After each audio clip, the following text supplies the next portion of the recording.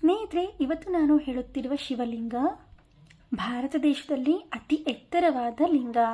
ಹಾಗೆ ಇದನ್ನು ಉಸಿರಾಡುತ್ತಿರುವ ಲಿಂಗ ತ್ಯಾಗಮಯಿ ಲಿಂಗ ಅಂತ ಕೂಡ ಕರೀತಾರೆ.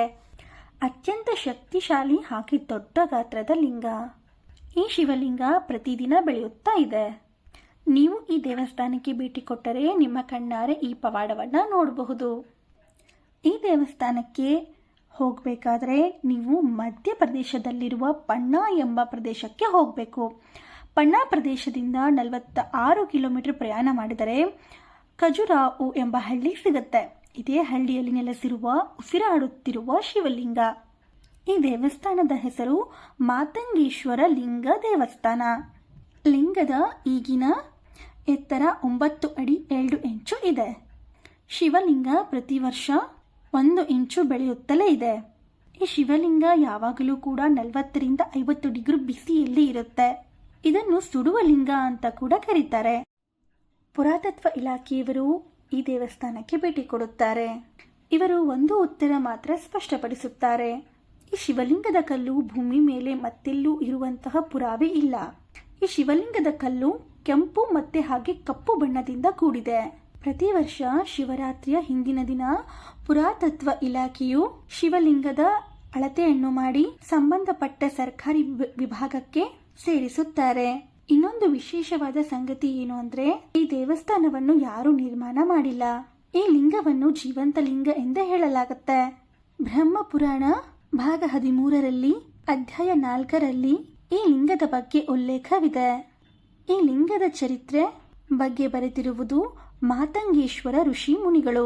ಕೃಷ್ಣನ ಸಮಯದಲ್ಲಿದ್ದ ಮಾತಂಗೇಶ್ವರ ಋಷಿ ಮುನಿಗಳು ಈ ಶಿವಲಿಂಗ ಸುಮಾರು 5000 ವರ್ಷಗಳ ಹಳೆಯದ್ದು ಎಂದು ಪುರಾವೆಗಳು ಹೇಳಿದೆ. ಕೃಷ್ಣ ಭೂಮಿಗೆ ಬಂದ ಸಮಯ, ಶಿವ ಪರಮಾತ್ಮ ಲಿಂಗ ಆಗಿರುವ ಸಮಯ ಒಂದೇ ಎಂದು ಹೇಳಲಾಗಿದೆ.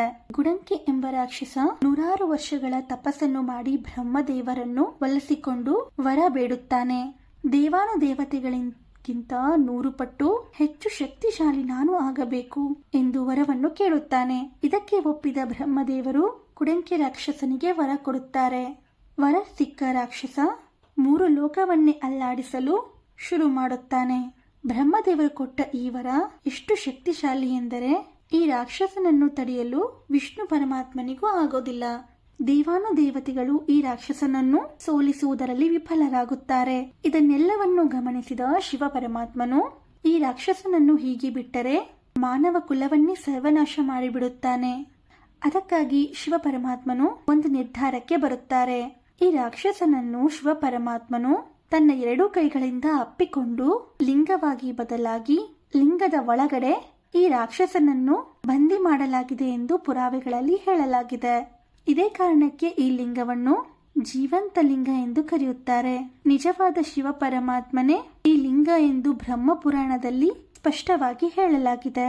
ಶ್ರೀಕೃಷ್ಣ ಪರಮಾತ್ಮ ಭೂಮಿ ಮೇಲೆ ಇರುವವರೆಗೂ ಈ ಲಿಂಗಕ್ಕೆ ಪ್ರತಿದಿನ ಪೂಜೆ ಸಲ್ಲಿಸುತ್ತಿದ್ದರು ಎಂದು ಹೇಳಲಾಗಿದೆ. ಪುರಾತತ್ವ ಇಲಾಖೆಯವರು ಹೇಳುವ ಪ್ರಕಾರ ಪುರಾವೆಗಳನ್ನು ನಾವು ಸುಳ್ಳು ಎಂದು ಹೇಳೋಕೆ ಆಗಲ್ಲ.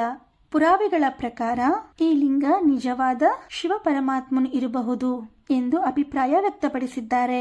ಪ್ರತಿದಿನ ಅಂದಾಜು 5 ರಿಂದ 7 ಸಾವಿರ ಜನ ಭಕ್ತರು ಈ ದೇವಸ್ಥಾನಕ್ಕೆ ಭೇಟಿ ಕೊಡುತ್ತಾರೆ.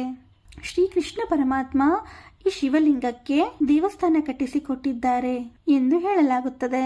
ಈ ಲಿಂಗವನ್ನು ಮುಟ್ಟಿ ಒಳ್ಳೆಯ ಮನಸ್ಸಿನಿಂದ ಬೇಡಿಕೊಂಡವರ ಕಷ್ಟ ನಿವಾರಣೆ ಆಗಿರುವ ಎಷ್ಟೋ ಉದಾಹರಣೆಗಳು ಇವೆ. ಇಲ್ಲಿನ ಪುರೋಹಿತರು ಹೇಳುವ ಪ್ರಕಾರ ನೀವು ಈ ಲಿಂಗವನ್ನು ಮನಸ್ಸಿನಲ್ಲಿ ನೆನೆಸಿಕೊಂಡು ಬೇಡಿಕೊಂಡರೆ ನಿಮ್ಮ ಕಷ್ಟಗಳಿಗೆ ಪರಿಹಾರದ ದಾರಿ ಸಿಗುತ್ತೆ. ಭೂಮಿ ಮೇಲೆ ಅತ್ಯಂತ ಶಕ್ತಿಶಾಲಿ ಜೀವಂತ ಲಿಂಗ ಎಂದೇ ಪ್ರತಿಯೊಬ್ಬರು ಇದಕ್ಕೆ ಹೇಳುತ್ತಾರೆ. ಮತ್ತೊಂದು ಆಶ್ಚರ್ಯ ಪಡುವ ವಿಷಯ ಏನು ಅಂದ್ರೆ, ಶಿವರಾತ್ರಿ ದಿನದಂದು ಈ ದೇವಸ್ಥಾನಕ್ಕೆ ಕರ್ನಾಟಕದಿಂದ ಅತಿ ಹೆಚ್ಚು ಭಕ್ತರು ಬರುತ್ತಾರೆ ಹಾಗಂತ ಸ್ವತಃ ಇಲ್ಲಿನ ಪುರೋಹಿತರು ಹೇಳುತ್ತಾರೆ. ವೀಕ್ಷಕರೇ, ನೀವು ಕೂಡ ಸಮಯ ಬಿಡುವು ಮಾಡಿಕೊಂಡು ಈ ದೇವಸ್ಥಾನಕ್ಕೆ ಭೇಟಿ ಕೊಟ್ಟು ಬನ್ನಿ. ನಿಮಗೆ ಈ ವಿಡಿಯೋ ಇಷ್ಟವಾಗಿದ್ದಲ್ಲಿ ಈ ವಿಡಿಯೋನ ಲೈಕ್ ಮಾಡಿ, ಶೇರ್ ಮಾಡಿ, ಹಾಗೆ ನನ್ನ ಚಾನೆಲ್ನ ಸಬ್ಸ್ಕ್ರೈಬ್ ಮಾಡಿ.